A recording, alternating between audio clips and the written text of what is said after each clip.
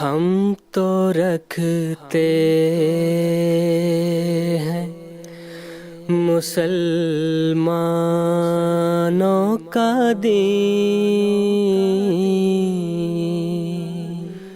دل سے ہے خدا میں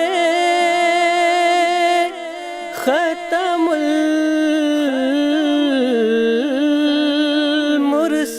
المرسلین، دل سے ہے خدا میں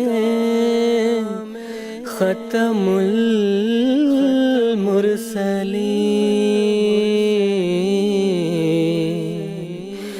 ختم المرسلین۔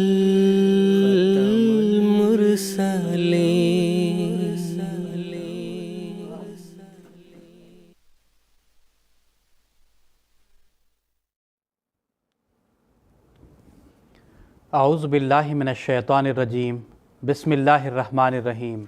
ناظرین کرام، السلام علیکم ورحمۃ اللہ وبرکاتہ۔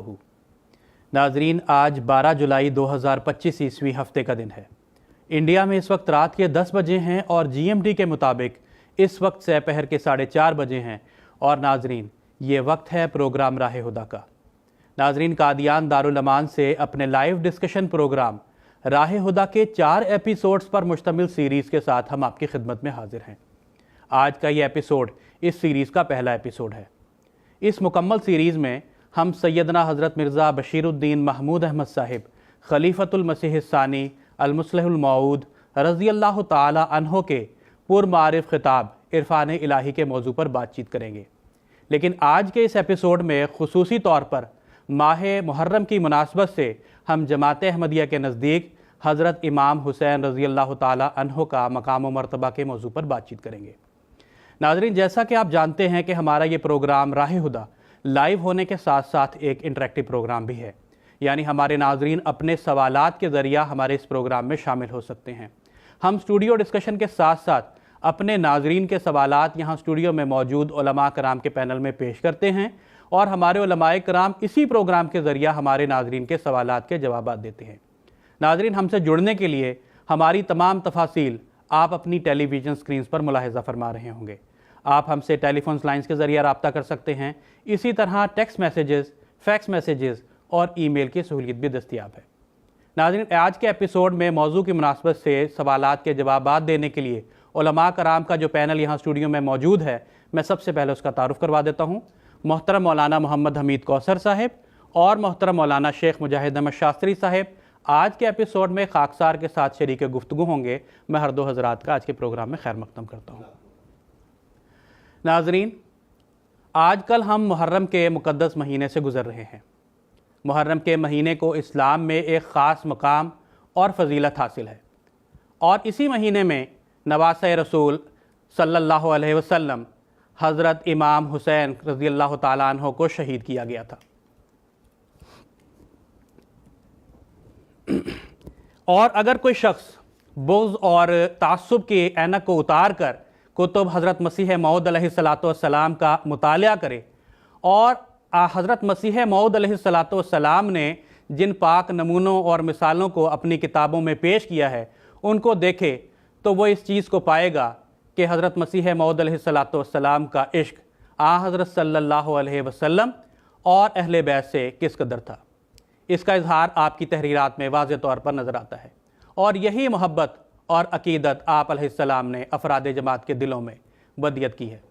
ناظرین، اس مختصر سی تمہید کے بعد خاکسار آج کے ایپیسوڈ کا سب سے پہلا سوال محترم مولانا محمد حمید کوثر صاحب سے پوچھنا چاہتا ہے کہ حضرت امام حسین رضی اللہ تعالی عنہ کے خاندانی تعارف کے بارے میں ہمیں بتائیں، اسی طرح یہ بتائیں کہ سیدنا حضرت محمد مصطفیٰ صلی اللہ علیہ وسلم نے حضرت امام حسین رضی اللہ تعالی عنہ کا جو مقام اور مرتبہ بیان فرمایا ہے وہ کیا ہے؟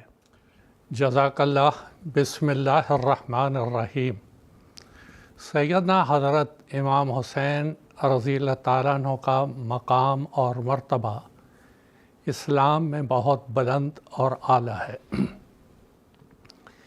اس وجہ سے کہ آپ سیدنا حضرت محمد مصطفیٰ صلی اللہ علیہ وسلم اور حضرت خدیجہ رضی اللہ عنہا کے نواسے حضرت علی رضی اللہ تعالیٰ عنہ اور حضرت فاطمہ رضی اللہ عنہا کے صاحبزادے تھے۔ آپ 5 شعبان سن 4 ہجری میں مدینہ منورہ میں پیدا ہوئے اور آپ کو 6-7 سال کا عرصہ حضرت سیدنا محمد مصطفیٰ صلی اللہ علیہ وسلم کی آغوش مبارک تربیت اور تعلیم کے لیے میسر رہی۔ بعد ازاں حضور کی وفات ہو گئی۔ حضور صلی اللہ علیہ وسلم اپنے ان دونوں نواسوں سے، امام حسن امام حسین رضی اللہ عنہما سے بہت زیادہ محبت کرتے تھے۔ ایک تو انسانی تقاضا اور دوسرا جو اللہ تعالیٰ نے ان کے بارے میں آپ کو خبریں دی تھیں، اس بنا پہ بھی آپ غیر معمولی محبت ان دونوں سے کرتے تھے۔ ایک موقع پر آپ نے فرمایا حسین منی و انا من حسین، کہ حسین مجھ میں سے ہے اور میں حسین میں سے ہوں۔ عربی زبان میں یہ اسلوب اس وقت اختیار کیا جاتا ہے جب انتہائی محبت کا اظہار کرنا ہوتا ہے، تو یہ حضور صلی اللہ علیہ وسلم کی محبت تھی جو امام حسین رضی اللہ تعالیٰ عنہ کے لیے تھی۔ پھر ایک موقع پر آپ نے دعا دی، اے اللہ تو اس سے محبت کر جو امام حسین رضی اللہ تعالیٰ عنہ سے محبت کرتا ہے۔ پھر ایک موقع پہ آپ نے فرمایا کہ حضرت فاطمہ رضی اللہ عنہ امام حسین رضی اللہ عنہ کی والدہ، وہ جنتی عورتوں کی سردار ہے، اور امام حسن اور امام حسین رضی اللہ عنہما یہ جنتی نوجوانوں کے سردار ہیں۔ ایک دفعہ حضرت ام الفضل جو حضرت رسول کریم صلی اللہ علیہ وسلم کی چچی تھیں، یعنی حضرت عباس رضی اللہ تعالیٰ عنہ کی اہلیہ تھیں، وہ حضور صلی اللہ علیہ وسلم کی خدمت میں حاضر ہوئیں کہ حضور میں نے ایک بہت ہی خوفناک خواب دیکھا ہے۔ حضور نے دریافت فرمایا کیا خواب ہے وہ کہنے لگی میں نے دیکھا ہے کہ آپ کے جسم کا ایک ٹکڑا میری گود میں آ پڑا ہے۔ حضور نے فرمایا ام فضل یہ خواب تو بہت بابرکت ہے، فاطمہ رضی اللہ عنہا بیٹا جنے گی اور اس کی تربیت اور اس کی تعلیم اور اس کی پرورش میں تمہاری گود بھی ہر وقت حاضر رہے گی۔ چنانچہ ایسا ہی ہوا۔ حضرت فاطمہ رضی اللہ تعالیٰ عنہ کے ہاں امام حسین رضی اللہ تعالیٰ عنہ کی ولادت ہوئی اور ام فضل ان کی پرورش میں حصہ لیتی تھی۔ ام فضل رضی اللہ تعالیٰ عنہ بتاتی ہیں کہ ایک دن میں اس بچے کو لے کے نومولود کو حضور صلی اللہ علیہ وسلم کی خدمت میں حاضر ہوئی۔ کسی کام سے میری توجہ ذرا دوسری طرف ہوئی تو میں نے دیکھا حضور کی آنکھوں میں آنسو ہیں۔ میں نے پوچھا حضور کیا بات ہے؟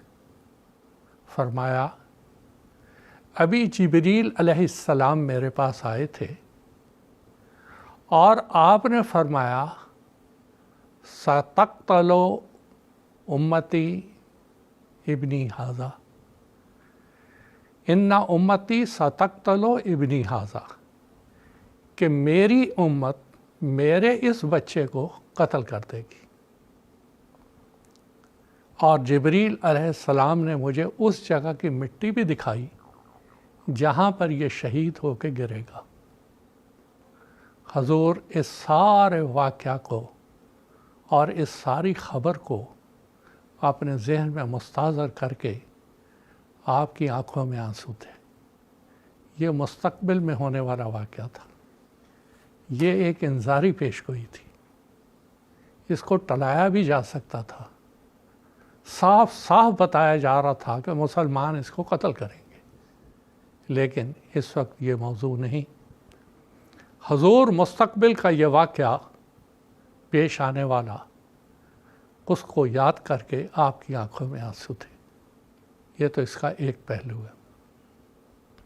عصر حاضر میں سیدنا حضرت مسیح موعود علیہ السلام ماضی کا ہی واقعہ یاد کر کے آپ کی آنکھوں میں بھی آنسو آ گئے، اور وہ واقعہ یہ ہے کہ حضرت مسیح موعود علیہ السلام کا باغ یہاں سے بالکل قریبی ہے۔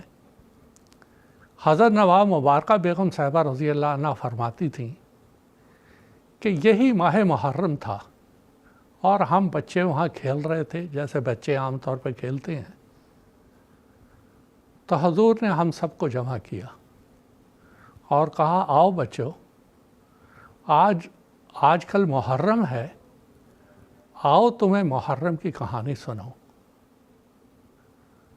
حضرت نواب مبارکہ بیگم صاحبہ رضی اللہ عنہ فرماتی ہیں کہ آپ نے وہ سارا واقعہ بڑے درد سے سنایا اور آپ کی آنکھوں سے آنسو رواں تھے۔ آپ اپنی انگلی کے پوروں ہاتھوں سے وہ آنسو صاف کرتے جاتے تھے اور فرماتے تھے اس یزید پلید نے کیا کیا، ہمارے رسول صلی اللہ علیہ وسلم کے نواسے کو شہید کر دیا، لیکن اللہ نے بھی ان ظالموں کو نہیں چھوڑا، اس کی گرفت میں بھی یہ بہت لوگ آ گئے۔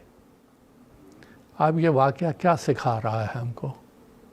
یہ تو بات آگے چل کے ہوگی، لیکن سوچنے کا مقام یہ ہے کہ رسول کریم صلی اللہ علیہ وسلم مستقبل میں پیش آنے والے اس دردناک واقعہ کو یاد کر کے آپ کے آنکھوں میں آنسو تھے، اور آپ کی بعثت ثانیہ کے مظہر حضرت مرزا غلام احمد صاحب قادیانی کی اس محبت جو آپ کے دل میں سیدنا محمد صلی اللہ علیہ وسلم اور آپ کے نواسے کی تھی، آپ یاد کر کے ماضی کے اس واقعہ کو آپ کی آنکھوں میں بھی آنسو رواں تھے، اور آپ نے فرمایا اللہ نے ان کو جلدی گرفت کیا اور ان کو پکڑا۔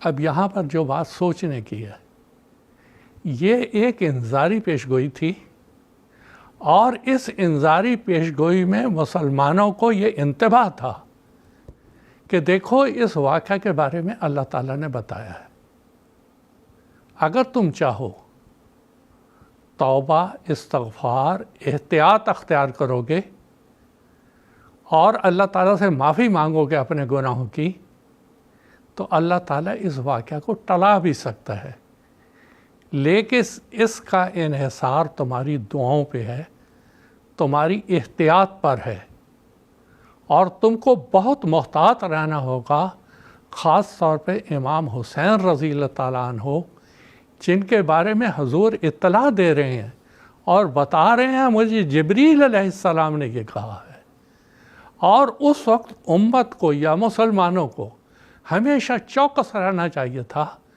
کہ ہماری کسی غلطی، ہماری کسی خطا، ہماری کسی لاپرواہی کے نتیجے میں حضرت امام حسین رضی اللہ تعالیٰ عنہ کی شہادت واقع نہ ہو جائے۔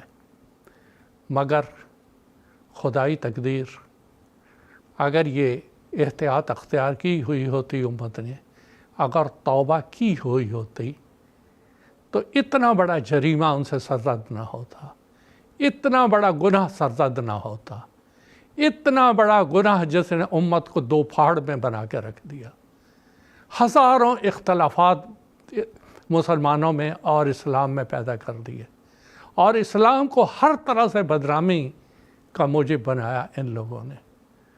اب رسول کریم صلی اللہ علیہ وسلم نے تو بتا دیا تھا، تو حضرت امام حسین رضی اللہ تعالیٰ عنہ کے مقام اور مرتبہ یہ بہت اعلیٰ اور بلند ہے، اور اس کے بعد حضرت امام حسین رضی اللہ تعالیٰ عنہ نے حضرت عثمان رضی اللہ تعالیٰ عنہ کے عہد مبارک میں یا حضرت علی رضی اللہ تعالیٰ عنہ کے عہد مبارک میں جو خدمات انجام دیں وہ عام طور پہ منظر عام پر نہیں آتی، لیکن اگر باریکی سے کتابوں کو کھنگالا جائے اسلامی تاریخ کو، تو بہت سے ایسے واقعات ملتے ہیں کہ ہمیشہ آپ خلافت کے محافظ رہے، حضرت عمر رضی اللہ تعالیٰ کے عہد میں، حضرت عثمان رضی اللہ تعالیٰ کے عہد میں، حضرت علی رضی اللہ تعالیٰ عنہ کے عہد میں، تو یہ مختصر سا آپ کا وہ مقام اور مرتبہ تھا جو کہ رسول کریم صلی اللہ علیہ وسلم نے بتا دیا تھا کہ دیکھو یہ ایک نشان ہے، ایک شعار ہے، اگر تم اس کی حفاظت کرو گے اور اس کو شہید ہونے سے بچا لو گے، استغفار کرو گے، دعائیں کرو گے، جیسے یونس علیہ السلام کی قوم نے جب توبہ اور استغفار کیا تو وہ عذاب سے بچ گئے، اسی طرح اگر تم دعا، توبہ، استغفار سے کام لو گے تو یہ ایک بہت بڑی اللہ تعالیٰ کی ناراضگی سے بچ جاؤ گے۔ مگر بدقسمتی سے مسلمانوں نے اس کی طرف اس طرح توجہ نہ دی جیسا کہ حضور نے اس اپنی خبر میں اشارہ کیا تھا۔ جزاکم اللہ تعالیٰ حسن الجزا۔ پروگرام کو آگے بڑھاتے ہوئے خاکسار کا اگلا سوال شیخ مجاہد احمد شاستری صاحب سے یہ ہے کہ سیدنا حضرت اقدس مسیح موعود علیہ السلام اور آپ کے خلفاء کرام نے حضرت امام حسین رضی اللہ تعالیٰ عنہ کا جو روحانی مقام اور مرتبہ بیان فرمایا ہے اس پر کچھ روشنی ڈالنے کی درخواست ہے۔ جزاکم اللہ حسن الجزا۔ بسم اللہ الرحمن الرحیم۔ اس زمانے میں اللہ تعالیٰ نے اپنے وعدہ کے مطابق حضرت صلی اللہ علیہ وسلم کی غلامی میں بانی جماعت احمدیہ حضرت مرزا غلام احمد صاحب قادیانی مسیح موعود و مہدی موعود علیہ السلام کو حکم اور عدل بنا کر بھیجا۔ آپ کے جو عظیم الشان کام تھے ان میں سے ایک کام یہ حکم اور عدل بھی تھا، جس کے نتیجے میں آپ نے امت کو ایک امت واحدہ بنانا تھا۔ یعنی امت میں جو مختلف مسالک پائے جاتے تھے، مختلف واقعات کی غلط تشریحات کی نتیجے میں فرقے بندیاں پائی جا رہی تھیں اور اختلافات پائے جا رہے تھے، ان اختلافات میں آپ نے بحیثیت حکم اور عدل فیصلہ کرنا تھا، اور اس فیصلے کے ماننے کے نتیجے میں ہی امت نے پھر ایک امت واحدہ بننا ہے۔ تو یہ آپ کا مقام اور مرتبہ خود حضرت صلی اللہ علیہ وسلم نے بیان فرمایا ہے۔ اس حوالے سے جب ہم دیکھتے ہیں کہ حضرت امام حسین رضی اللہ تعالیٰ عنہ کے مقام اور مرتبے کے تعین کے بارے میں بھی امت میں جو مختلف مسالک میں اختلافات پایا جاتا تھا، حضرت مسیح موعود علیہ السلام نے بحیثیت حکم اور عدل اس کو درست کیا، اس کو ٹھیک کیا اور ان کو ان کا صحیح مقام عطا فرمایا۔ حضرت مسیح موعود علیہ السلام کی کتب میں اگر ہم مطالعہ کریں، ملفوظات میں مطالعہ کریں، کیا نثر میں مطالعہ کریں یا نظم میں مطالعہ کریں، تو بے شمار مقام پہ حضرت امام حسین رضی اللہ تعالیٰ عنہ کے مقام اور مرتبہ کا تعین نظر آتا ہے۔ اور جب ہم غور کرتے ہیں تو امت میں ایک ایسا فرقہ ہے یا ایسے لوگ ہیں جنہوں نے حضرت امام حسین کے اصل مقام کو اتنا بلند بالا کر دیا کہ انہیں بعض انبیاء سے بڑا بیان کرنے لگے، اور اس کے مقابل پہ کچھ ایسے بھی لوگ ہوئے جنہوں نے نعوذ باللہ امام حسین کے مقام کو گرایا اور ان کی تحقیر کرنا شروع کر دی اور ان کے حق میں بعض گستاخانہ کلمات بھی کہنا شروع کر دیے۔ تو حضرت مسیح موعود علیہ السلام نے بحیثیت حکم اور عدل آپ کا صحیح مقام کا تعین بیان فرمایا ہے۔ چنانچہ آپ نے مختلف تحریرات میں اس بات کو بیان فرمایا۔ ایک مقام پہ آپ بیان فرماتے ہیں کہ حضرت امام حسین رضی اللہ تعالیٰ عنہ، جیسا کہ حضرت صلی اللہ علیہ وسلم نے بیان فرمایا ہے کہ سرداران بہشت میں سے ہے۔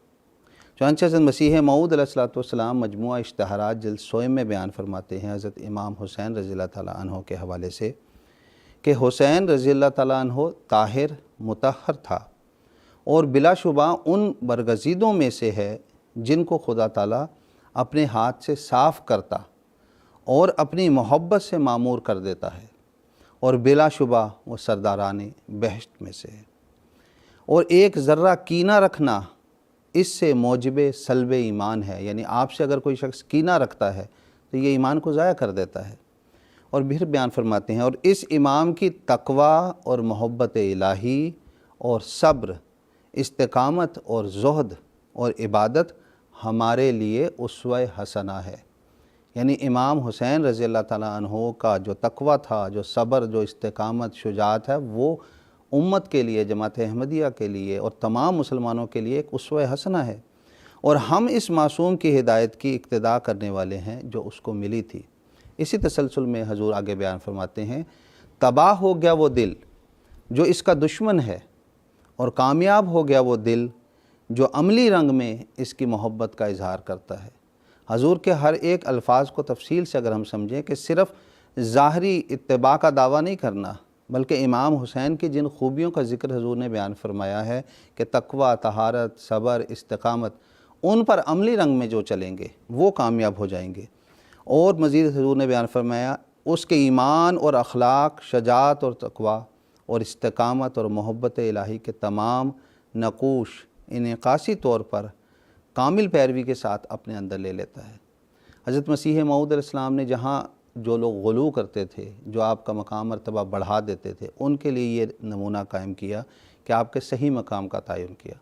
وہ لوگ جو امام حسین رضی اللہ تعالیٰ عنہ کو تحقیر کی نظر سے یاد کر رہے تھے یا ان کے لیے غلط الفاظ استعمال کرتے تھے، ان کے بارے میں حضرت مسیح موعود علیہ السلام بیان فرماتے ہیں، یہ امر نہایت درجہ کی شقاوت اور بے ایمانی میں داخل ہے کہ حسین رضی اللہ تعالیٰ عنہ کی تحقیر کی جائے، اور جو شخص حسین یا کسی اور بزرگ کی جو ائمہ مطہرین میں سے ہے تحقیر کرتا ہے، یا کوئی کلمہ استخفاف کا اس کی نسبت اپنی زبان پر لاتا ہے، وہ اپنے ایمان کو ضائع کرتا ہے۔ حضرت مسیح موعود علیہ السلام کی، جیسا میں نے عرض کیا، تمام کتب کا آپ جائزہ لے لیں، تحریر میں، نظم میں، نثر میں، تو ہمیں ایک عجیب شان نظر آتی ہے۔ حضرت مسیح موعود علیہ السلام کو بے انتہا حضرت امام حسین رضی اللہ تعالیٰ عنہ سے عشق اور محبت تھا، اور یہ عشق رسول تو تھا ہی، عشق آل بیت بھی تھا، یعنی حضرت صلی اللہ علیہ وسلم سے تو عشق تھا ہی، آپ کی آل سے بھی آگے عشق چل رہا تھا۔ چنانچہ حضرت مسیح موعود علیہ السلام کا نثر میں اگر ہم دیکھیں، نظم میں دیکھیں، چاہے عربی زبان میں ہو، چاہے اردو زبان میں ہو، فارسی میں ہو، بکثرت ایسے کلام موجود ہیں۔ آپ نے حضرت امام حسین کی تعریف میں ان کے اصل مقام و مرتبہ کو بیان فرمایا۔ اپنے فارسی کلام میں حضرت مسیح موعود علیہ السلام امام حسین رضی اللہ تعالیٰ عنہ سے اپنے عشق اور محبت کی کیفیت کو بیان کرتے ہوئے بیان فرماتے ہیں، جان و دلم فدائے جمال محمد است، خاکم نثار کوچائے آل محمد است۔ اس کا ترجمہ یہ ہے، درسمین فارسی میں یہ پوری نظم ہے۔ مسیح موعود السلام بیان فرما رہے ہیں کہ میری جان اور میرا دل محمد صلی اللہ علیہ وسلم کے جمال پر فدا ہے، اور میری خاک، یعنی میں مکمل طور پر جس سے میری خاک، جس سے میں بنا ہوں، وہ آل محمد کے کوچے پہ قربان ہے۔ تو یہ ہے حضرت مسیح موعود علیہ السلام کا مقام اور مرتبہ جو آپ نے امام حسین کی خدمت میں پیش کیا اور حضرت صلی اللہ علیہ وسلم کی آل کے حوالے سے پیش کیا۔ پھر خاص طور پہ جب بھی محرم کا مہینہ آتا، آپ محرم کے اس دردناک واقعات کو یاد کرتے ہوئے اپنی اولاد کو آگے خصوصیت رنگ میں، کہانی کے رنگ میں یہ واقعات سناتے، جس طرح بھی آپ نے سماعت کیا کہ حضرت ایک بار بہشت اکبرہ کے اس باغ میں حضرت مسیح موعود علیہ السلام نے نواب مبارکہ بیگم رضی اللہ تعالیٰ عنہا اور ان کے بھائی نواب مبارک احمد صاحب مرحوم کو بلایا اور کہا کہ آؤ بچوں، میں تمہیں محرم کی کہانی سناتا ہوں۔ یہ واقعہ حضرت صاحبزادہ مرزا بشیر احمد صاحب ایم اے رضی اللہ تعالیٰ عنہ نے بیان کیا ہے۔ چنانچہ وہ بیان کرتے ہیں کہ حضور نے جب یہ واقعات سنانے شروع کیے امام حسین کے، اور تسلسل کے ساتھ آپ کی آنکھوں سے آنسو بہتے جا رہے تھے، اور آپ اپنے انگلیوں کے پوروں سے ان آنسوؤں کو صاف کرتے جاتے تھے، اور آخر میں یہ تمام کہانی سنانے کے بعد آپ یہ بیان کیا کہ یزید پلید نے یہ ظلم ہمارے نبی کریم صلی اللہ علیہ وسلم کے نواسے پر کروایا، مگر خدا نے بھی ان ظالموں کو بہت جلد اپنے عذاب میں پکڑ لیا۔ تو یہ وہ عجیب کیفیت تھی جو اس زمانے کے موعود معمور نے، مسیح موعود علیہ السلام نے امام حسین کی محبت میں دنیا کے سامنے پیش کی۔ پھر ایک اور مقام پہ آپ اہل تشیع کو خاص طور پر جو یہ دعویٰ کرتے ہیں کہ ہم امام حسین کی محبت میں معمور ہیں، آپ یہ بیان فرماتے ہیں کہ امام حسین کے جو اعلیٰ اخلاق ہیں وہ ہمیں اپنانے چاہیے، اور صرف اہل تشیع نہیں، تمام مسلمان جو امام حسین رضی اللہ تعالیٰ عنہ کی محبت کا دعویٰ کرتے ہیں، آپ سے الفت رکھتے ہیں، ان کے حوالے سے مسیح موعود السلام بیان فرماتے ہیں، وہ لوگ جو حضرت امام حسین رضی اللہ تعالیٰ عنہ کے مقام و مرتبہ کو بے انتہا بڑھاتے ہیں، انہیں بعض انبیاء سے بڑھ کر بیان کرتے ہیں، ان کو نصیحت کرتے ہیں۔ مسیح اسلام بیان فرما رہے ہیں، امام حسین رضی اللہ تعالیٰ عنہ کے فضائل بے شک بیان کریں، ہم منع نہیں کرتے، اور جس حد تک انبیاء کرام کی تکذیب لازم نہ آئے اور راست بازوں کی حد تک نہ ہو، ہم ماننے کو تیار ہیں، مگر یہ تو نہیں کہ انہیں خدا بنا لیں۔ اگر واقعی ان کو امام حسین رضی اللہ تعالیٰ عنہ سے محبت ہے تو ان کی پیروی کریں۔ یعنی حضرت امام حسین رضی اللہ تعالیٰ عنہ کے جو اعلیٰ اخلاق تھے، جو آپ نے عبادات کا نمونہ قائم کیا، جو تقوی، طہارت، شجاعت کا نمونہ کیا، ان کی پیروی کرنا امت کے لیے ضروری ہے۔ بس جماعت احمدیہ کے نزدیک یہ امام حسین رضی اللہ تعالیٰ عنہ کا مقام و مرتبہ ہے جو اس زمانہ کے معمور حکم عدل نے قائم فرمایا۔ جزاکم اللہ۔ جزاکم اللہ تعالیٰ حسن الجزا۔ ناظرین، اس وقت ہمارے ساتھ ایک ٹیلی فون کالر ہمارے اس پروگرام میں جڑ چکے ہیں۔ نیپال سے مکرم سمین احمد صاحب اس وقت ٹیلی فون لائن پر موجود ہے۔ آئیے ہم ان کا سوال سن لیتے ہیں۔ السلام علیکم ورحمۃ اللہ، مکرم سمین احمد صاحب۔ جی وعلیکم السلام ورحمۃ اللہ وبرکاتہ۔ اس پروگرام کے ذریعہ سب سے پہلے اس پروگرام کے ذریعہ سب سے پہلے سیدنا حضور انور کی خدمت اقدس میں محبت برا السلام علیکم کا تحفہ پیش ہے۔ اسی طرح اہل قادیان کی خدمت میں بھی السلام علیکم کا تحفہ پیش ہے۔ خاکسار کا سوال ہے کہ یوم عاشورہ کی اہل سنت کے نزدیک کیا اہمیت ہے اور اہل تشیع کے نزدیک کیا اہمیت ہے، نیز جماعت احمدیہ کے نزدیک بھی اس کی کیا اہمیت ہے، اس سلسلہ میں روشنی ڈالنے کی درخواست ہے۔ جزاکم اللہ سمین صاحب۔ میں محترم مولانا محمد حمید کوثر صاحب سے درخواست کرتا ہوں کہ اس سوال کا جواب۔ یوم عاشورہ یہ محرم کی 10 تاریخ کو کہا جاتا ہے۔ یہ بہت پہلے سے مکہ والے یا عرب لوگ اس دن روزہ رکھتے تھے اپنے طریق کے مطابق۔ جب رسول کریم صلی اللہ علیہ وسلم مدینہ تشریف لائے تو وہاں پہ بھی آپ نے دیکھا کہ یہود جو ہیں وہ یہ 10 تاریخ کا روزہ رکھتے ہیں۔ تو آپ نے بھی کہا کہ تم ایسا کیوں رکھتے ہو؟ کیپور کا روزہ وہ کہتے ہیں کہ وہ کہتے ہیں کہ اس دن جو ہیں وہ موسیٰ علیہ السلام کو اللہ نے نجات دی تھی، یہ ان کی اپنی ایک کہانی تھی۔ بہرحال اس کے بعد رمضان شروع ہو گیا اور اس کے بعد حضور نے فرمایا جو چاہے رکھے جو چاہے نہ رکھے۔ یہ تو ایک بات تھی۔ 10 محرم کی اہمیت زیادہ جو ہوئی وہ اس وجہ سے کہ وہ یوم یہ حضرت امام حسین رضی اللہ تعالیٰ عنہ کی شہادت کا دن ہے۔ ایک عام شہادت کا دن ہے، اس شہادت کو یاد کیا جا سکتا ہے، لیکن اس کے اندر اتنا مبالغہ کر دینا کہ گویا سب کچھ وہی ہے، یہ درست نہیں ہے۔ اب شہادت تو امام یہ حضرت علی رضی اللہ تعالیٰ عنہ کی بھی ہوئی، مسجد میں ہوئی۔ عبد الرحمن ابن بلجم نے مارا اور وہاں حضرت علی شہید ہو گئے۔ شہادت تو امام یہ حضرت عثمان رضی اللہ تعالیٰ عنہ کی بھی ہوئی۔ شہادت تو امام حسن کی بھی ہوئی۔ ہم وہ سارے دن یا اہل سنت اور یہ سارے وہ تو نہیں مناتے ہیں یا اس کو تو نہیں یاد کرتے ہیں۔ امام حسین کا ضرور دن منائیں، اس قربانی کو یاد کریں، ان کے لیے دعا کریں اور اس میں سب کو شریک کر لیں۔ اب یہ ہوا کیا؟ اب آپ دیکھیں کہ یہ جو اہل سنت والجماعت کی بات کر رہے ہیں یا جو سوال کر رہے ہیں، عام طور پہ اہل سنت والجماعت یہ نہیں منایا کرتے تھے۔ ابھی بھی آپ چلے جائیں عرب کے جو بڑے ملک ہیں وہاں پر یہ نہیں منایا جاتا ہے ان کی طرف سے جس طرح ہمارے یہاں انڈیا پاکستان میں منایا جاتا ہے۔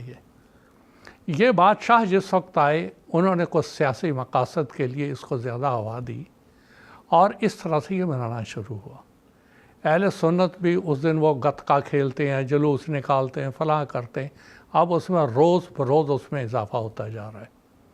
اور اہل تشیع یا شیعہ یہ کیا کرتے ہیں کہ اس دن سینہ کو بھی کرتے ہیں، مارتے ہیں، چھریاں مارتے ہیں، حالانکہ اسلام میں یہ چیزیں جائز نہیں ہیں۔ یہ جو نوحہ خانہ کرتے ہیں رسول کریم صلی اللہ علیہ وسلم نے اس کو بالکل محدود کر دیا ہے۔ جب کوئی فوت ہوتا ہے وہ 3 دن سے زیادہ نوحہ خانی یا افسوس نہیں ہو سکتا، مگر اس کو اس طرح سے چلتے چلے جانا وہ بھی اسلامی تعلیمات کے مطابق نہیں ہے، اس لیے اس سے بھی ان کو بچنا چاہیے۔ رہا سوال جماعت احمدیہ، جماعت احمدیہ اس دن کو صرف اس حد تک لیتی ہے کہ اس دن امام حسین رضی اللہ تعالیٰ عنہ کی شہادت کو یاد کیا جائے، اور اسی ضمن میں جو دوسرے شہداء ہیں ان کو بھی یاد کیا جائے۔ ضمناً مجھے ابھی یاد آیا کہ آج ہم یہ جولائی کے مہینے میں ہیں اور آج 12 تاریخ ہے۔ اسی جولائی کے مہینے میں 14 جولائی 1903 کو حضرت صاحبزادہ عبداللطیف صاحب شہید رضی اللہ تعالیٰ عنہ کی بھی شہادت ہوئی تھی، اور انہی لوگوں نے عبید اللہ بن زیاد اور ان کے جو مسیل کہہ سکتے ہیں آپ، انہی ظالموں نے صاحبزادہ عبداللطیف صاحب شہید کو بھی بڑی بے دردی کے ساتھ شہید کیا تھا۔ جیسے امام حسین رضی اللہ تعالیٰ عنہ کو شہید کیا، ویسے ہی حضرت صاحبزادہ رضی اللہ تعالیٰ عنہ کو بھی شہید کیا۔ اور جیسے حضرت مسیح صاحب نے فرمایا کہ یزید کو اور اس کے ساتھیوں کو جنہوں نے بھی امام حسین کو شہید کیا، اللہ تعالیٰ نے ان کو پکڑا، اسی طرح صاحبزادہ عبداللطیف صاحب شہید رضی اللہ تعالیٰ عنہ کے اوپر جنہوں نے ظلم کیا، جنہوں نے ان کو شہید کیا، اللہ تعالیٰ نے ان کے بھی بڑی جلدی گرفت کی۔ تو یہ ہے اہل سنت والجماعت، اور اہل شیعہ کے نزدیک اس کی اہمیت مبالغہ حد سے زیادہ ہے، اس سے بچنا چاہیے، ورنہ اگر صرف وفات یافتہ کا ہی یہ دن منانا ہو تو سب سے زیادہ تو سوگ اس دن ہونا چاہیے تھا جس دن سیدنا حضرت محمد مصطفیٰ صلی اللہ علیہ وسلم اس دنیا سے گئے تھے۔ نہ ان کا کوئی اس طرح کا دن منایا جاتا ہے، نہ حضور نے اس کے منانے کا حکم دیا، بس ان سیرت کے جلسے ہوتے ہیں، اور سیرت کے جلسوں کا رواج دینا چاہیے، اور حضور کی سیرت کو اپنانے کی کوشش کرنی چاہیے۔ اور یہاں امام حسن ہو یا حسین، یا حضرت علی رضی اللہ تعالیٰ عنہ، یا حضرت عثمان رضی اللہ تعالیٰ عنہ، یہ جتنے بھی شہداء ہیں ان کے اخلاق کو اپنانا چاہیے، ان کے اسوہ کو اپنانا چاہیے، ان کی قربانیوں کو دیکھنا چاہیے، اور ان کے لیے دعائیں کرنی چاہیے۔ جزاکم اللہ تعالیٰ احسن الجزا۔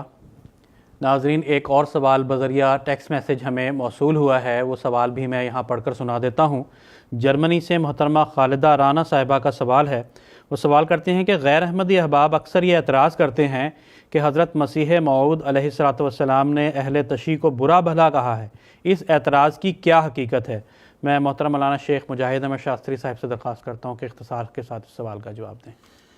حضرت مسیح موعود علیہ السلام نے خاص طور پر حکم اور عدل ہونے کی حیثیت سے جو نقطہ نظر دنیا کے سامنے رکھا وہ یہ تھا کہ آن حضرت صلی اللہ علیہ وسلم کے بعد جو صحابہ رضوان اللہ علیہم کا مقدس گروہ تھا، انہوں نے اسلام کے لیے عظیم الشان قربانیاں پیش کی ہیں، اور یہ قربانیاں جو انہوں نے پیش کی اور ان کی جو عظمت ہے، ان کا ذکر قرآن مجید میں بھی اللہ تعالیٰ نے بیان فرما دیا ہے، اور خاص طور پر اس مقدس گروہ کو رضی اللہ عنہم ورضوا عنہ کے الفاظ سے یاد کیا ہے۔ ان کی عظیم الشان قربانیاں ہیں، ان کی اسلام کے لیے جو خدمات ہیں، اس کے بارے میں تسلسل کے ساتھ حضور انور اید اللہ تعالیٰ بن نصر العزیز مسلسل خطبات میں ذکر فرما رہے ہیں۔ ایک وہ گروہ جو ان کے مقابل پہ صرف یہی کہتا ہے کہ صرف ایمان والے حضرت علی رضی اللہ تعالیٰ عنہ، حضرت امام حسن، حضرت حسین اور چند ایک دو صحابہ کو وہ گنتے ہیں، اور اس کے مد مقابل دیگر تمام صحابہ رضوان اللہ علیہم کے بارے میں وہ تحقیر کے الفاظ استعمال کرتے ہیں۔ ایسے لوگوں کو حضرت مسیح موعود علیہ السلام نے غلط قرار دیا ہے کہ یہ درست نہیں ہے، کیونکہ ان لوگوں کے ذریعہ سے جو صحابہ رضوان اللہ علیہم کا مقدس گروہ تھا، ان کے ذریعہ سے اسلام ساری دنیا میں پھیلا ہے، اور اگر صرف یہی کہہ دیا جائے کہ صرف یہی چند ایک دو تین آدمی ہی صرف ایماندار تھے اور باقی کوئی نہیں تھا، تو پھر حضرت صلی اللہ علیہ وسلم کی نعوذ باللہ قوت قدسیہ پر ہی سوال اٹھ جائے گا کہ دیگر انبیاء کی تو جماعتیں تھیں، تو پھر حضرت صلی اللہ علیہ وسلم کے بعد آپ کی قوت قدسیہ کے نتیجے میں کیا صرف یہ محدود دو چار لوگ ہی پیدا ہوئے؟ تو یہ لوگ جنہوں نے غلط استدلال کیے اور صحابہ رضوان اللہ علیہم اور خصوصیت کے ساتھ حضرت ابوبکر صدیق رضی اللہ تعالیٰ عنہ، حضرت عمر رضی اللہ تعالیٰ عنہ، حضرت عثمان کے بارے میں غلط الفاظ، غلط بیان اور تبرہ کرنا اور دیگر تمام وہ تسلسل پایا جاتا ہے، وہ مسلسل کرتے رہتے ہیں۔ ان کو حضرت مسیح موعود علیہ السلام نے پسند نہیں کیا، اور اس کی بنیاد قرآن اور احادیث سے ہی آپ نے بیان فرمائی کہ جن کے ساتھ خدا تعالیٰ راضی ہو جا رہا ہے، جو اسلام کی خدمت کرنے میں پیش تھے، جو غار میں حضرت صلی اللہ علیہ وسلم کے ساتھ ایک دوسرے ساتھی تھے، جو ہر جنگ کے میدان میں نبی کریم صلی اللہ علیہ وسلم کی ڈھال بن کے آپ کی خدمت کے لیے مامور تھے، کیا وہ لوگ ایسے ہو سکتے ہیں کہ ان کے بارے میں ایسی غلط باتیں بیان کی جائیں؟ تو یہ جماعت احمدیہ نے مسیح موعود علیہ السلام کی اس تعلیم کے نتیجے میں دنیا کے سامنے پیش کرتی ہے کہ یہ صحابہ کا مقدس گروہ ہے جنہوں نے اسلام کو دنیا کے سامنے پیش کیا ہے۔ جزاکم اللہ۔ جزاکم اللہ تعالیٰ حسن جزا۔ پروگرام کو آگے بڑھاتے ہوئے خاکسار کا اگلا سوال محترم مولانا محمد حمید کوثر صاحب سے یہ ہے کہ حضرت امام حسین رضی اللہ تعالیٰ عنہ کی شہادت کس طرح ہوئی؟ اس واقعہ کا اختصار کے ساتھ ذکر فرمانے کی درخواست ہے۔ جب دشمنان اسلام نے یہ دیکھا کہ ہم اسلام کا مقابلہ نہ تو دلائل کے ذریعہ سے کر سکتے ہیں، نہ روحانیت کے ذریعہ سے کر سکتے ہیں، نہ دینی دلائل اور اصولوں کے ذریعہ سے کر سکتے ہیں، نہ تلوار کے ذریعہ سے کر سکتے ہیں، تو پھر انہوں نے یہ طریقہ یہ سوچا کہ اسلام میں داخل ہو کر، اسلام کا لبادہ اوڑھ کر اسلام میں داخل ہوا جائے اور وہاں خرابیاں پیدا کی جائے۔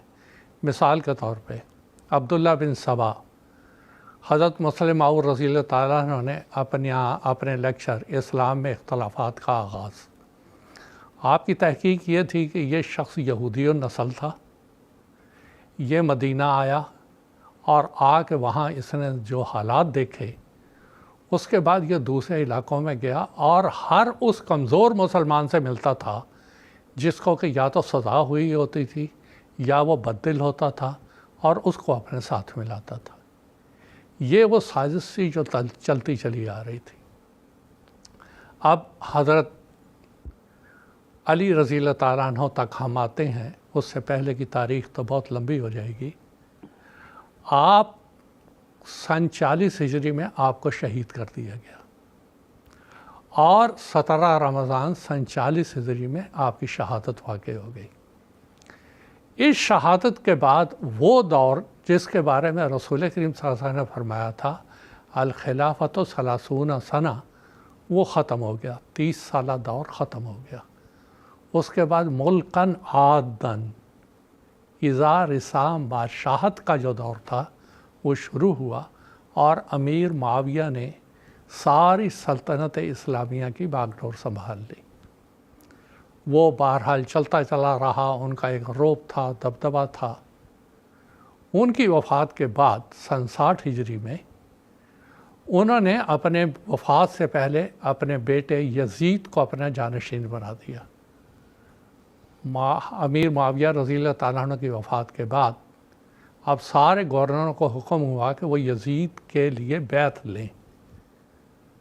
اب یہ حکم جو ہے وہ مدینہ پہنچا، وہاں حضرت امام حسین رضی اللہ تعالیٰ عنہ تھے۔ آپ نے کہا میں ابھی سوچوں گا۔ آپ وہاں سے مکہ آئے، مکہ میں تھے آپ، تو آپ کو کوفہ والوں نے کہا یہاں آ جائیں۔ وہ ایک غدار قسم کے لوگ تھے، بہرحال آپ تشریف لے گئے۔ جب وہاں پہنچے تو پتہ چلا کہ وہ سارے کے سارے غداری پہ تلے ہوئے ہیں۔ تو وہاں پر جو گورنر تھا، جو حاکم تھا اس وقت، جو بن کے آیا، وہ عبید اللہ بن زیاد تھا۔ اس نے امام حسین کو روکا کہ آپ کوفے داخل نہیں ہو سکتے۔ اس کا جو حکمران گورنر تھا، عمر نام تھا اس کا، اس نے روکا۔ جب حضرت امام حسین نے یہ حالت دیکھی تو آپ نے فرمایا پھر مجھے 3 شرطوں میں سے کوئی ایک میری مان لو، یا تو مجھے واپس مکہ جانے دو، یا مجھے کسی سرحد پہ جانے دو میں وہاں جا کے شہید ہو جاؤں، یا مجھے یزید کے پاس لے چلو، میں خود اس سے معاملہ طے کر لوں گا جیسے کہ امام حسن رضی اللہ تعالیٰ عنہ نے معاویہ سے طے کیا تھا۔ انہوں نے کہا کوئی بات نہیں مانی جائے گی، آپ پہلے یزید کی بیعت کریں، اور یزید کے لیے بیعت کریں عبید اللہ بن زیاد کے ہاتھ پہ۔ آپ نے فرمایا میں ایسا نہیں کر سکتا۔ بہرحال وہاں ایک میدان جس کو کربلا، اب اس کو کربلا کا نام دیا گیا، فرات کے قریب، آپ کو وہاں ایک طرح سے معصور کر دیا گیا۔ آپ ہر طرح سے سمجھاتے رہے کہ میں کوئی جنگ کے لیے نہیں آیا، نہ میرے پاس آدمی ہیں، نہ میرے پاس ہتھیار ہیں، نہ کچھ ہے، 50 के करीब मेरे साथ आदमी हैं, इन्होंने नहीं माना। आहिस्ता आहिस्ता बस मजबूर करते रहे कि आप किसी तरह उसकी बैत करें। आपने फरमाया ये नहीं हो सकता है, ये नहीं हो सकता। बहरहाल वहाँ से हुक्म आया कि या तो इनको मजबूर किया जाए, अगर नहीं मानते ये तो जंग करके इनको हलाक किया जाए। 10 मुहर्रम को दोनों फ़ौजें, यानी जो यजीद की फ़ौज थी, उबैदुल्लाह बिन ज़ियाद की जो शमर और ये दूसरे लोग थे सारे, ये जिसकी क़यादत कर रहे थे, और इमाम हुसैन रज़ी ताला अन्हु अपने 72 साथियों के साथ आए, जो भी कर सकते थे किया। आखिर आप शहीद हो गए, आपके जिस्म के टुकड़े टुकड़े किए गए और वो हालत की गई कि जो बताई नहीं जा सकती। तारीख़ में जिस तरह का ज़िक्र आता है वो बयान नहीं की जा सकती। फिर आपका सर मुबारक अलग किया गया, उसको नेज़े पे चढ़ाया गया और उसको उबैदुल्लाह बिन ज़ियाद के पास भिजवाया गया। आप तसव्वुर करें, नवासा रसूल है, छोड़े नवासा रसूल, एक इंसान है, इंसानी लाश है, क्या उसके साथ ऐसा सलूक करेगा कोई मुसलमान?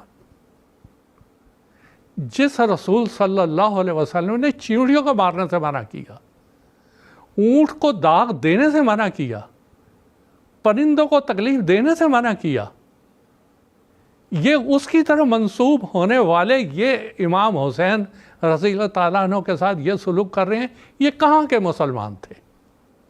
मगर अफसोस इन्हीं मुसलमानों में हाफिज़ भी थे, मुफ्ती भी थे, जिनके बारे में बाज़ रिवायात आती हैं उन्होंने फतवे भी दिए, और ये सब इस्लाम के नाम पर हो रहा था। और इकबाल इस बारे में कहता है, क्या तमाशा हुआ इस्लाम की तकदीर के साथ, क्या तमाशा हुआ इस्लाम की तकदीर के साथ, कत्ल शब्बीर हुए नारे तकबीर के साथ। शब्बीर इमाम हुसैन का लक़ब, उनको नारे तकबीर के नाम से शहीद किया गया। ये तो इनकी हालत थी।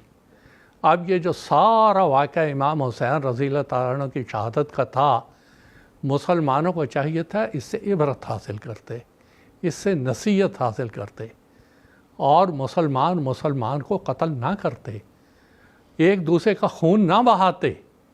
इतना बड़ा सानिया हुआ, उसके बाद रुक जाना चाहिए था, मगर ये कौम रुकी नहीं। छोड़ें वो सारी तारीख़ के बीच की बातों को, वो सब को छोड़ते छुड़ाते इस दौर में आते हैं। ये दौर जिसमें हम हैं इस वक्त जमात अहमदिया है। जमात अहमदिया के साथ ये क्या कर रहे हैं? बिल्कुल वही कर रहे हैं जो उबैदुल्लाह बिन ज़ियाद और जो यजीद और जो शमर और जो अब्दुर्रहमान इब्न बलजम, इन लोगों ने किया। वही सलूक आज इस्लाम के नाम पर ये जमात अहमदिया पे कर रहे हैं। क्या फ़र्क रहा? और ये हज़रत मुस्लिम मऊद रज़ी ताला अन्हु अपने एक शेर में बयान करते हैं, वो तुमको हुसैन बनाते हैं, अफराद जमात को मुखातिब करके, वो तुमको हुसैन बनाते हैं, आप यजीदी बनते हैं। ये क्या ही सस्ता सौदा है, दुश्मन को तीर चलाने दो। ये यजीदी आज जो इमाम हुसैन का नाम ले लेके पीटते हैं, यही वो सारे थे जो इमाम हुसैन को अकेला छोड़ के चले गए थे और इस्लाम का नाम ले रहे थे। जैसे इकबाल ने कहा, कत्ल शब्बीर हुए नारे तकबीर के साथ, नारे लगा रहे थे, इस्लाम का नाम ले रहे थे। आज जमात अहमदिया को ये मुख्तलिफ इलाकों में इस्लाम के नाम पर जुल्म कर रहे हैं।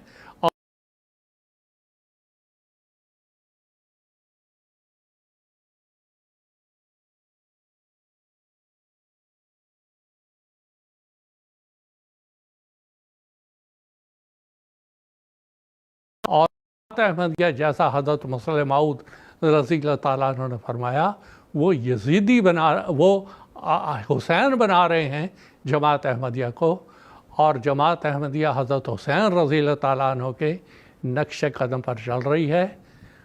बड़े अदब से मुसलमानों से दरख्वास्त है, इसके ऊपर गौर करें कि कौन वो लोग हैं जो यजीद का किरदार जमात अहमदिया के मुकाबले में अदा कर रहे हैं, और फिर दोबारा गौर करें کہ کون وہ مظلوم جماعت ہے جو امام حسین رضی اللہ تعالیٰ عنہ کے نقش قدم پر چلتے ہوئے مظلومانہ زندگی گزار رہی ہے اور اللہ تعالیٰ کے عذاب سے ڈریں۔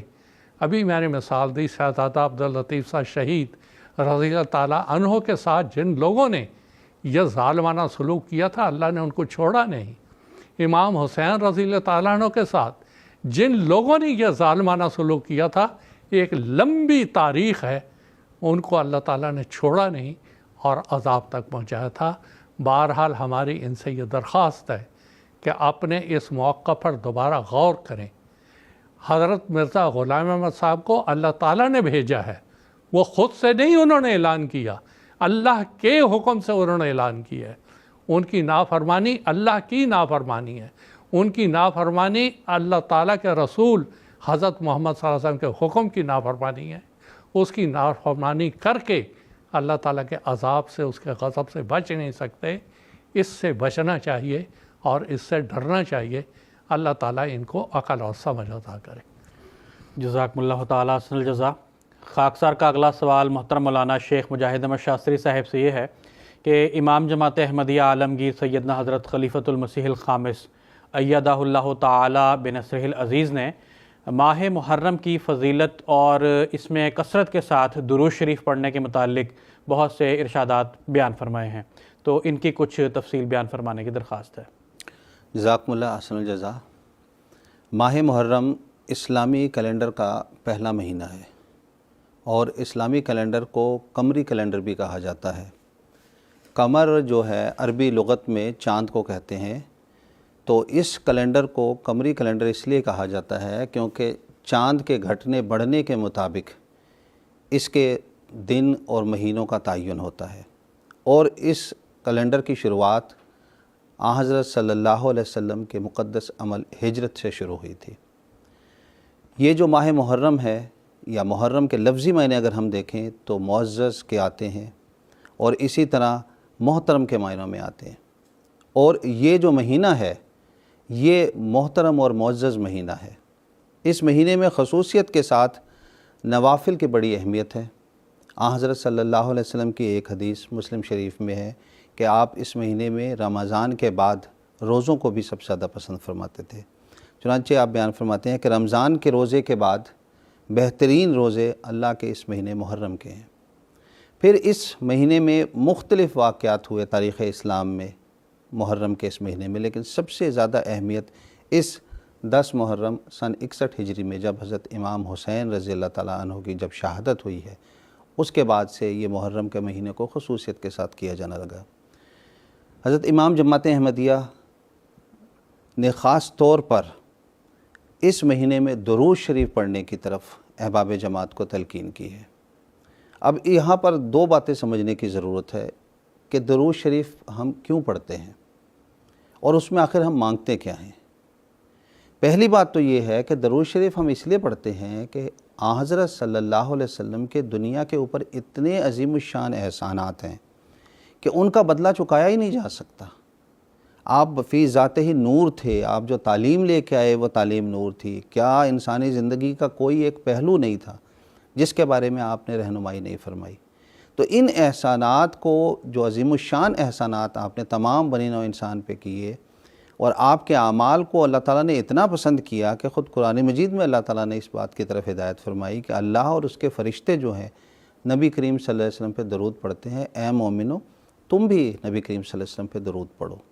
حضرت مسیح موعود علیہ السلام اس حوالے سے بیان فرماتے ہیں کہ آپ صلی اللہ علیہ وسلم کے اعمال خدا کی نگاہ میں اس قدر پسندیدہ تھے کہ اللہ تعالیٰ نے ہمیشہ کے لیے یہ حکم دیا کہ آئندہ لوگ شکر گزاری کے طور پر درود بھیجیں۔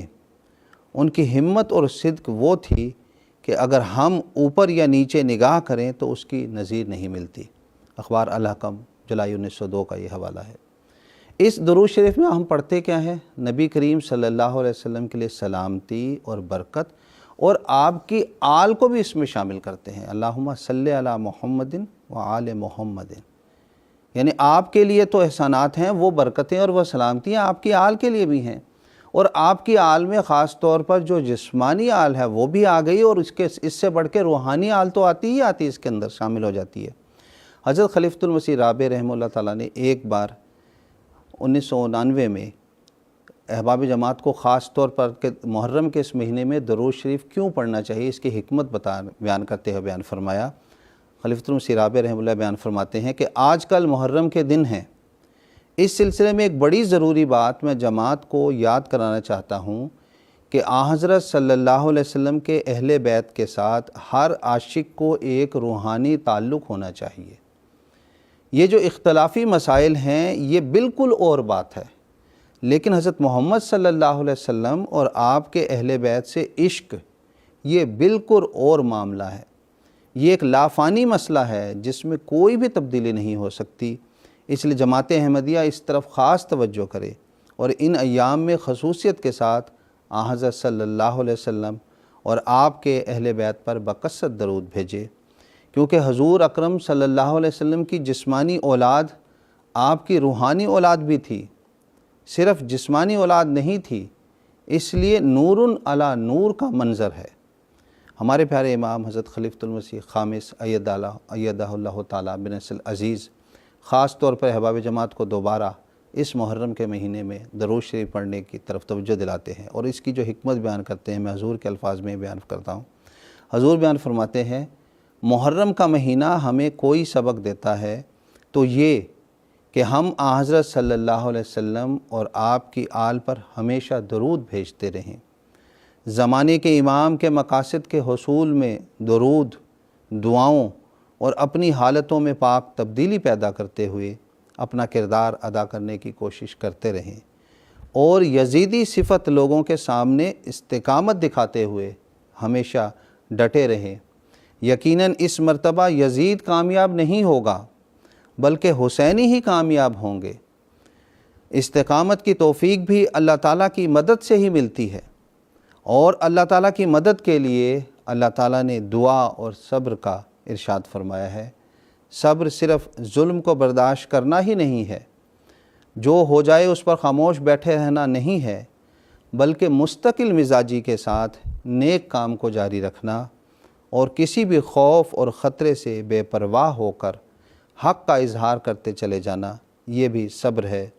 پس حضرت امام حسین رضی اللہ تعالیٰ عنہ نے جو حق کے اظہار کے نمونے ہمارے سامنے قائم فرمائے ہیں، اسے ہمیں ہر وقت پکڑے رہنا ہے، اور اگر ہم اس پر قائم رہے تو ہم اس فتح اور کامیابی کا حصہ بنیں گے جو حضرت مسیح موعود علیہ السلام کے ساتھ مقدر ہے انشاءاللہ۔ اس مہینے میں درود بہت پڑھیں، یہ حضور پھر نصیحت بیان فرما رہے ہیں۔ اس مہینے میں درود بہت پڑھیں، یہ جذبات کا سب سے بہترین اظہار ہے جو کربلا کے واقعہ پر ہو سکتا ہے، جو ظلموں کو ختم کرنے کے لیے اللہ تعالیٰ کی مدد چاہنے کے لیے ہو سکتا ہے۔ حضرت صلی اللہ علیہ وسلم پر بھیجا گیا یہ درود آپ کی جسمانی اور روحانی اولاد کی تسکین کا باعث بھی بنتا ہے۔ ترقیات کے نظارے بھی ہمیں نظر آتے ہیں۔ حضرت صلی اللہ علیہ وسلم کے پیاروں سے پیار کا بھی ایک بہترین اظہار ہے۔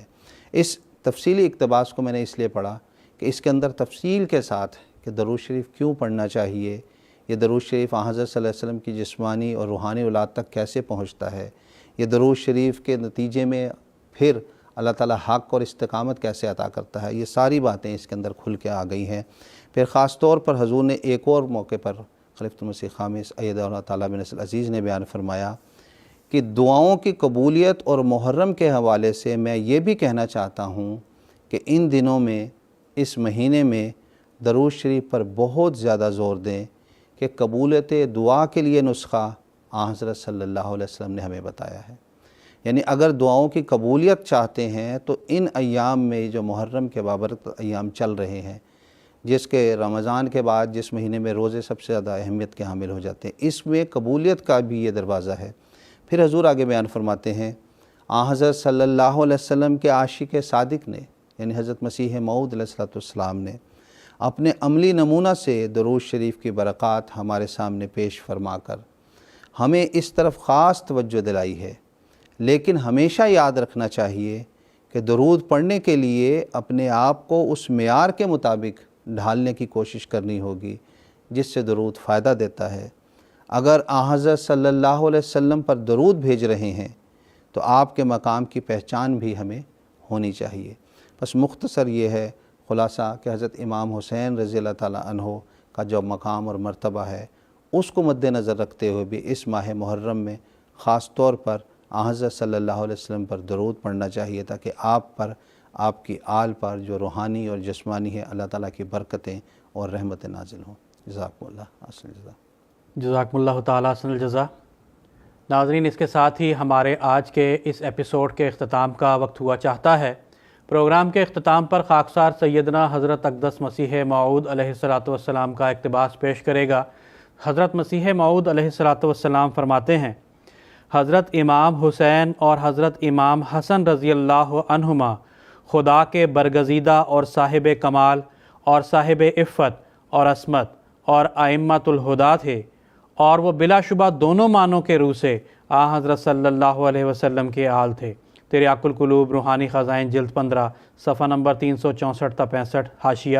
اسی طرح ایک اور مقام پر آپ علیہ السلام فرماتے ہیں، مجھے علی رضی اللہ تعالیٰ عنہ اور حسین رضی اللہ تعالیٰ عنہ سے ایک لطیف مشابہت ہے، اور اس بھید کو مشرق اور مغرب کے رب کے سوا کوئی نہیں جانتا، اور یقیناً میں علی رضی اللہ تعالیٰ عنہ اور آپ کے دونوں بیٹوں سے محبت رکھتا ہوں اور اس سے دشمنی کرتا ہوں جو ان دونوں سے دشمنی رکھتا ہے۔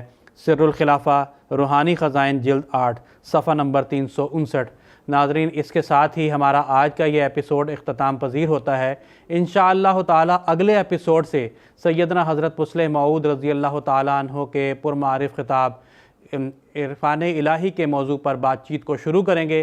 تب تک کے لیے ہمیں اجازت دیجیے۔ السلام علیکم ورحمۃ اللہ وبرکاتہ۔ آؤ لوگوں کہ یہی نور خدا پاؤ گے، لو تمہیں طور تسلی کا بتایا ہم نے۔